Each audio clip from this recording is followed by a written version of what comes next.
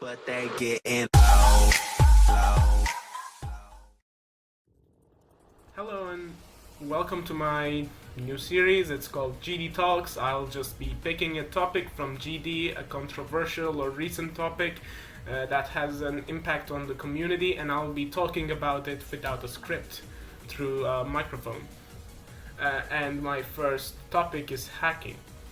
So I am really proud of what I have done with this, and I really enjoyed doing it. But since it was the first time I actually talked about a GD topic and camera on microphone like this, I think it might be a bit repetitive. It can get a bit boring sometime, but I'll try to improve upon that. So enjoy the video for now.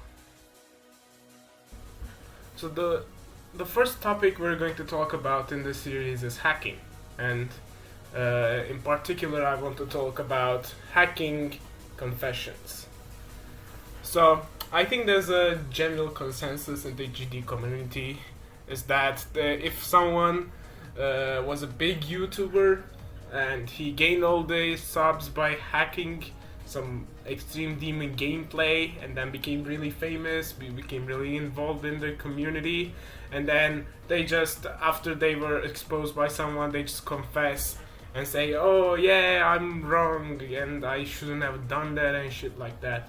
They're just spared by the community, which can be really detrimental to what the game is actually about. So first of all, let's look at an example, which would be, I think, the best way to explain what I'm trying to approach this situation from. So let's look at Cyclic, okay? It's one of the first biggest confessions made in the GD community. It shook the community to its core, and I think this is a really golden example of how hacking confessions are handled by the community. So we know Cyclic was an awesome player, at least he seemed like that.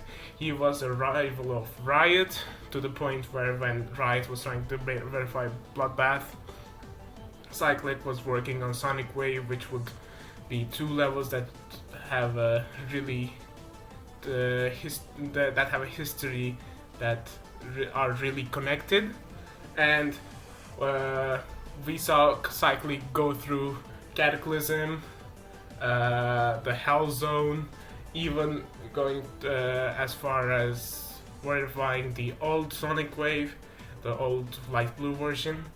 We all saw that, right? And he appeared to be a really good player. He really seemed to be pushing the boundaries of GD, and I think most importantly, he was also pushing the boundaries of Riot, because since Riot saw him as a rival, Riot was also very inclined to try to push the limits of what was thought to be possible in 1.9.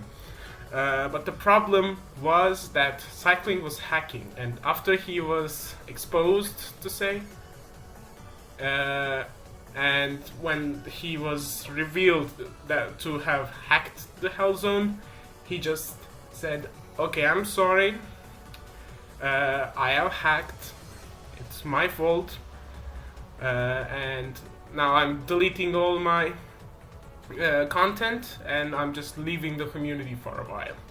Okay, so far so good. He did the right thing, I think. It really was pretty bad for Riot in particular, I think, because he really saw Cyclic as a rival, and Cyclic was one of the reasons he pushed himself so hard, I think, because rivalries can bring the competitive nature of humans and allow them to push their limits further. So it was, I think, a big blow to Riot, and if it never happened, I would still think Riot would be in a much higher place today as well, compared to what he had been right now. So I think, okay, so good so far.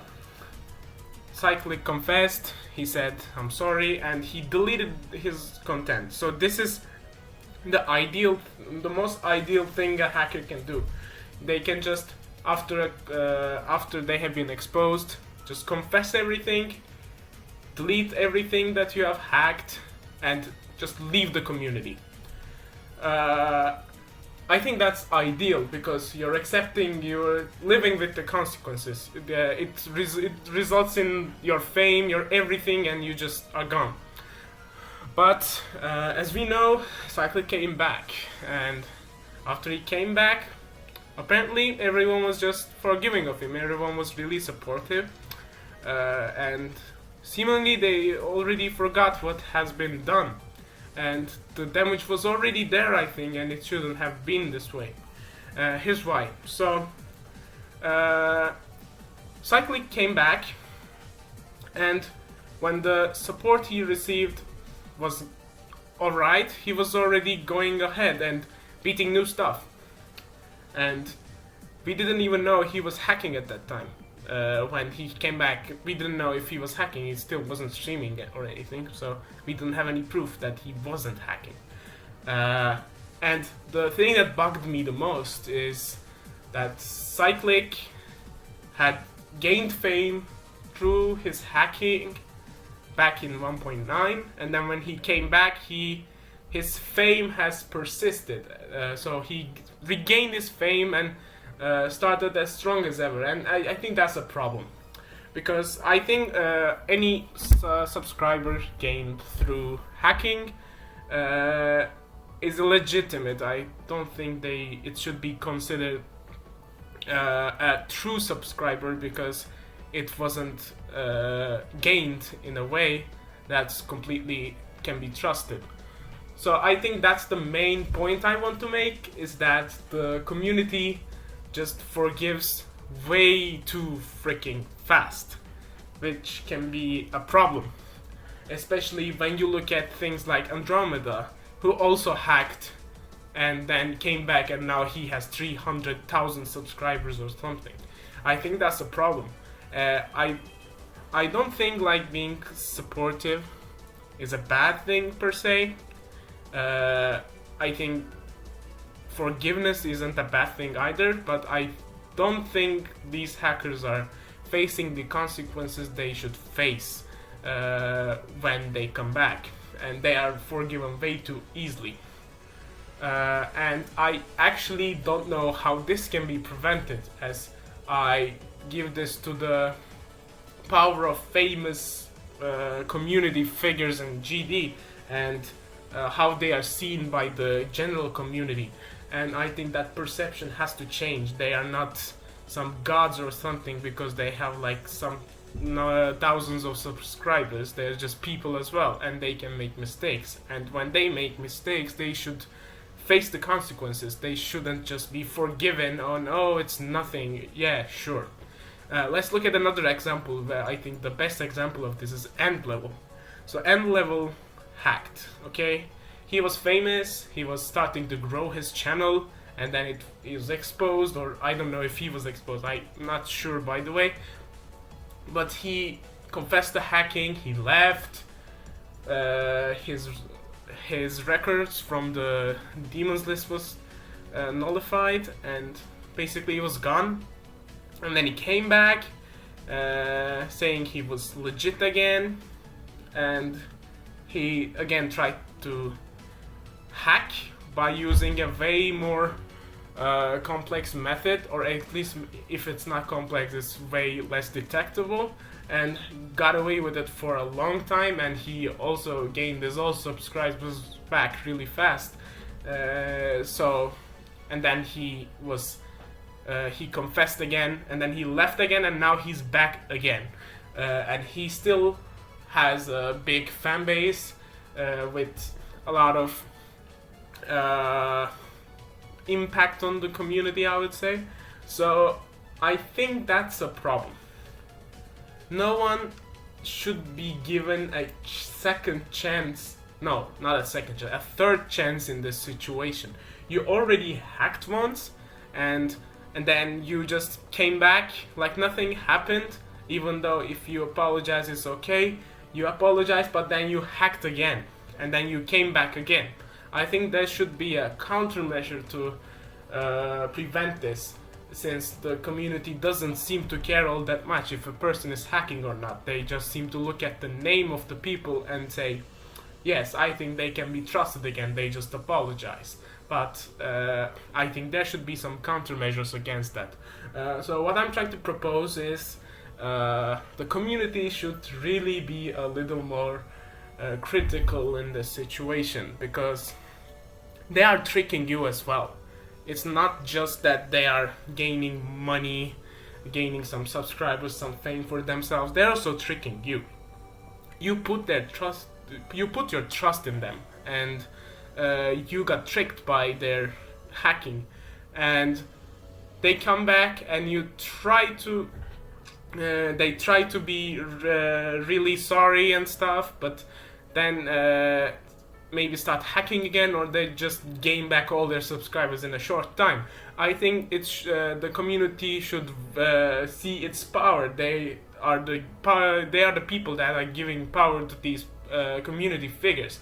And if you think you're being tricked by hacking scandals, and then you just go back and resubscribe to anyone that comes back after a hacking allegation, I think you're at the fault as well. You actually should maybe not do that, to show them the consequences of their actions. And I also have another suggestion in the realm of the demons list. So if I was in the demons list and I had to give a punishment to anyone that's hacking, my first one would be that, so you hacked once, okay, and then you left, you confessed, and the hacking allegations were true, you confessed, and now I think you should be banned from the list completely for 1.5 years. So what I mean is, you will not be able to get any records on the demons list, and let's say you have a ban for 1.5 years, and 6 months into it you come back to the community, you start uploading again. But I think any record that you achieve before that ban is gone should be considered illegitimate and should not be added to the demons list, even if the ban is gone after 1.5 years. That should be the punishment. That's otherwise, when someone comes back and says they're not hacking, and even if they're not hacking, they didn't really face any consequences. They just deleted the things they hacked, and the legitimate records would be just uploaded, even though they did something horrible, I think. And they should face more consequences. Maybe that might prevent them from further doing it. And the second thing they should do is, if someone was found to be hacking 2 times, they should just be banned forever. No demons list points whatsoever throughout their lifetime. So that should be another countermeasure, I think, so that they can maybe be prevented from damaging their community further. So those were my thoughts on hacking allegations and hacking confessions. I think I will continue to do this series for a while as well, because I actually really enjoyed doing this. So thank you for listening and watching, and I'll see you in the next one. Peace.